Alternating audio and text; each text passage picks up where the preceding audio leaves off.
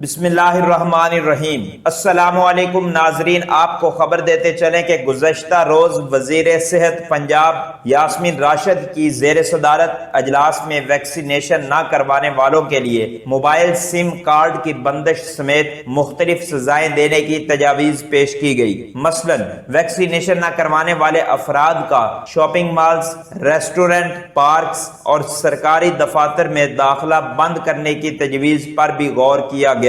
وزیر صحت پنجاب ڈاکٹر یاسمین راشد کا کہنا تھا کہ وبا سے چھٹکارا ویکسینیشن کے ذریعے ہی ممکن ہے۔ واضح رہے کہ سرکاری اور نجی اداروں میں ملازمین کو حکومت کی جانب سے ویکسینیشن لگوانے کی ہدایات بھی کی گئیں۔ اس کے علاوہ NCOC نے ملک بھر میں لاک ڈاؤن کی وجہ سے لگائی گئی پابندیوں کو نرم کرنے کا فیصلہ بھی کیا ہے۔ ناظرین، سینٹر آف اسلام ٹیم کی حوصلہ افزائی کے لیے اس چینل کو سبسکرائب کر کے بیل آئیکن کو پریس کر دیں تاکہ ہر آنے والی ویڈیو کا نوٹیفیکیشن سب سے پہلے آپ کے پاس پہنچتا رہے۔